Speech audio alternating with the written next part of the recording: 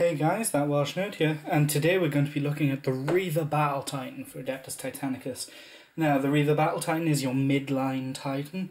There's one in a box, and and it's the one you're most commonly going to see in lists. I think you'll have like a couple of these for every one warlord, for example.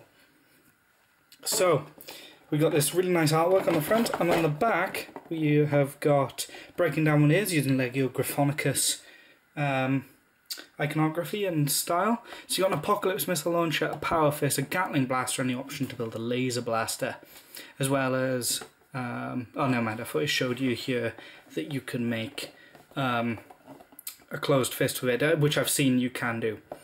It also comes with a transfer sheet here, as well as just some basic paints you might want to use, and just telling you what the legions are. So without any further ado, let's just jump straight in here. So, odd shaped base, not usually that kind of base, but hey ho. I'll fit the guide, the transfer sheet. Let's see if it'll show up here. The whites probably won't too well, but I'll just show it here. Hopefully you can only see the black details, like so. So you've got a lot for all the Legios here. You've got enough to basically do a Reaver Titan. Before we even look at the instructions, let's have a look at the plastic. So this is your armor sprue. Just going to go across here. Different options for bodies is nice, as are the different shoulders. You've got the Eyes of Horus here. A like proper Titanicus hero one there, and then just a plain carapace here, shoulder plate, knee pads even.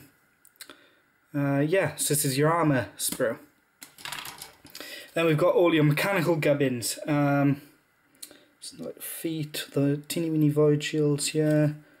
Yeah, those are the right way around, like so. Yeah, all of this looks super crisp and detailed. Full focus. Yeah, and then we've got the weapon sprue. Now, it's not enough to do multiples of each weapon, but you have got enough to build every single weapon at least once, including with shoulder mounts. So we're just going to pan across here. Here's the Power Fist. Again, you got the two options here to build close and open. Apocalypse missile launcher. All in all, really cool, super detailed kit. And then just having a quick glance, a quick glance through the rule instructions here. Seems simple enough to build, no worse than the Warlord Titan anyway from what I can see. Just going through here, yeah, it's a similar sort of thing you build up as weapons. Just having a quick look to see about magnetizing. It doesn't look like these have pre-bored holes, so I might fix that because I do want to magnetize my Reaver Titan, because I've got two of them, so I'd like to be able to swap options between them. Yeah, like so. There. And then, oh yeah, and here it's talking about how you can do them for either side, like that, which is quite cool. Just showing you how to do it. Yeah, that's fair. Really, not a lot else to say about the unboxing part. It seems super detailed, like the Warlord kit. So I'm looking forward to seeing how it's built. So as per usual, my review videos, we're going to cut back after a quick second break once I finish talking to have the fully built model and my thoughts on the building process.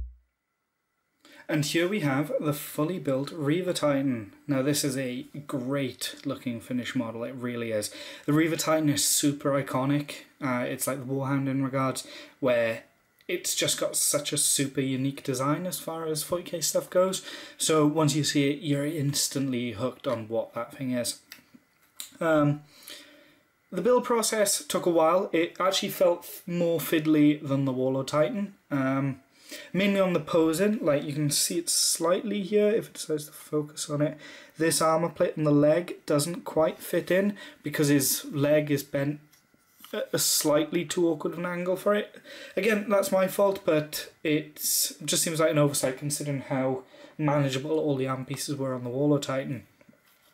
Other than that though, the build process in itself was completely fine. It built super easily. The only bit I lost actually was one of the void shields there, but I'm just going to use some green stuff and scrape it up to show that it's been battle damaged and like blown off. I've also decided to go for the super like encrusted top, just to show that this is going to be like the leader of the Reaver Titans in my maniple. Even if it doesn't really fit with a Traitor Legion, because I am going with Legio Mortis. So, magnetizing. The easy one was the Apocalypse Missile Launcher. This was like the Warlord and has pre-bored 5mm holes. So I used 5x1 neodymium discs. And now the slightly more awkward one was the arms. Now, as you can see here, I've basically had to cut the ball off where it attaches and just put a 5mm magnet in there and sit some 5mm magnets up inside the shoulder mounts. It works. I did initially go for having the arms be separate, but being as I've got two, I'm going to build the other one to have all the left-handed arms be, yeah, because that'll be its left hand, be the weapon ones and its fist will be in its right hand. So these can just swap about as need be. So if I wanted two fist arms, I can. If I wanted a Gatling and a laser blaster, I can just use two from the different kits here. And I feel like this was the best option. It's got the strongest hold. I did initially put a magnet in the guns, and as it was just sitting there, I'd move them and the guns would just like swing inwards like that because it was a really loose fit.